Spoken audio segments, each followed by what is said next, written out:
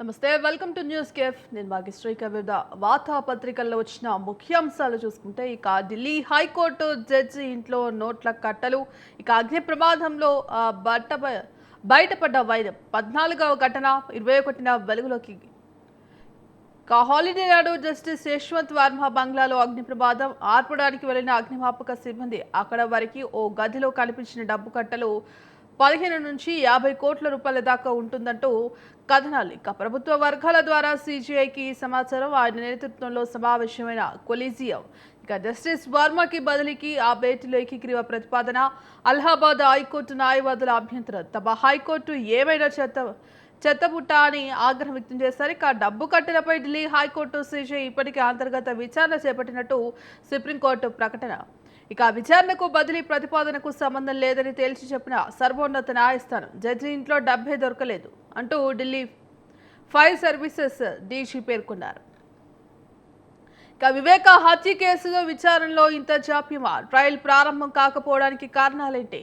సిబిఐకి తెలంగాణ హైకోర్టు నోటీసులు నిందితులు స్పందించాలని ఆదేశం. వారికి వ్యక్తిగత నోటీసులు పంపేందుకు సునీతారెడ్డికి అనుమతి. విచారణ 4 వారాలు వాయిదా. ఏడాదిన్నరగా సిఆర్పిసి 207 దశలోనే హార్డ్ డిస్కుల్లో పత్రాలు ఓపెన్ కావడం లేదంటూ నిందితుల అడ్డుపుల్లలు. ఇలాగైతే 7 ఏళ్లకు విచారణ మొదలవదు.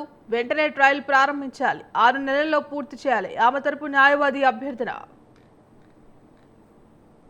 ఇక ఈనాడు ముఖ్యాంశాలు చూసుకుంటే బలభద్రపురాన్ని వణకిస్తున్న క్యాన్సర్. గడిచిన 2 ఏళ్లలో వేగంగా విజృంభణ. చాలా కుటుంబాల్లో రోగుల మృతులు ఎక్కువే. జల వాయు కాలుష్యమే కారణమంటున్న స్థానికులు. ఈనాడు ఈటీవీ పరిశీలనలో కళ్లకు కట్టిన సమస్య తీవ్రత. 7 కోళ్ల పరిధిలో వాణిజ్య కార్యకలాపాలకు వీల్లేదు. అందుకే ముంతాజ్ హోటల్కు భూ కేటాయింపులు, అనుమతుల రద్దు. మానవ సేవకు అన్నదానం, ప్రాణదానం. మాధవ సేవకు ఆలయాల నిర్మాణం. ఇక మాతృశ్రీ తరిగొండ మెంగమాంబ అన్నప్రసాద కేంద్రంలో భక్తులకు అన్నప్రసాదాన్ని వడ్డిస్తున్న సీఎం చంద్రబాబు, మనవడు దేవాంశ్, మంత్రి లోకేష్ బ్రాహ్మణి దంపతులు. ఇక మనవడు దేవాంశ్ పుట్టినరోజు సందర్భంగా అన్నప్రసాదం ట్రస్టుకు విరాళం.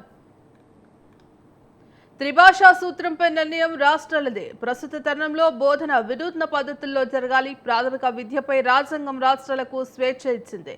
హిందీపై కేంద్రం చొరవలో నిగూఢ అంశాలు దాగున్నాయి. ఇక రాష్ట్రానికి వర్ష సూచన. రాబోయే 4 రోజుల్లో రాష్ట్రంలోని పలు ప్రాంతాల్లో తేలికపాటి నుంచి ఓ మోస్తారు వర్షాలు కురుస్తాయని వాతావరణ శాఖ అంచనా వేస్తోంది. ఇక పిడుగులతో పాటు గంటకు 30 నుంచి 50 కిలోమీటర్ల వేగంతో ఈదురుగాలులు వీస్తాయంటూ కూడా పేర్కొంది. ఇక నమస్తే తెలంగాణ ముఖ్యాంశాలు చూసుకుంటే గారడి మాటలు, గాలి మేడలు. బడ్జెట్ ను దుమ్ము దులిపిన బీఆర్ఎస్. శాసనసభాపక్షం తరపున నిలదీసిన హరీష్ రావు. వాలిన చేను, కూలిన రైతు. 5 ఉమ్మడి జిల్లాలో అకాల వర్షం దెబ్బతిన్న పంటలు. ప్రభుత్వమే కాదు అటు ప్రకృతి కూడా రైతన్నపై పగబట్టిందంటుంది.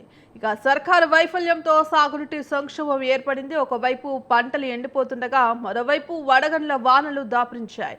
నీళ్లు లేక పంట ఎండుతుండగా అంతో ఇంతో పండుతుందనుకున్న పంటలపై శుక్రవారం రాళ్ల వాన పడింది. దాదాపు 5 ఉమ్మడి జిల్లాల్లో కురిసిన రాళ్ల వానతో అనేక ఎకరాల్లో పంట నష్టం సంభవించింది. ఇక బీఆర్ఎస్ హయాంలోనే తెలంగాణ అభివృద్ధి, జీఎస్డీపీ వృద్ధి తలసరి గణాంకాలే నిదర్శనం. 2 ఏళ్ల నుంచి జీఎస్డీపీ తగ్గుతూ వస్తోంది. చోటే బాయిని బడే బాయి కాపాడటం లేదు. కేంద్ర వివక్షను ప్రస్తావించలేదు.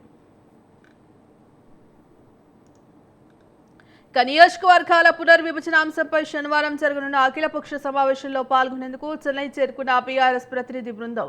చిత్రంలో BRS working president KTR, MP Vaddiraju, మాజీ మంత్రులు జగదీష్ రెడ్డి, నిరంజన్ రెడ్డి, ఎమ్మెల్సీ షమీపూర్ రాజు తదితరులు.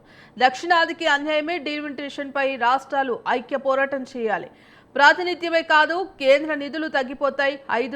ఇది రాజకీయ సమస్యతను దెబ్బతీసే నిర్ణయం. కేంద్రం విధానాలని తొలి నుంచి వ్యతిరేకిస్తున్నాం.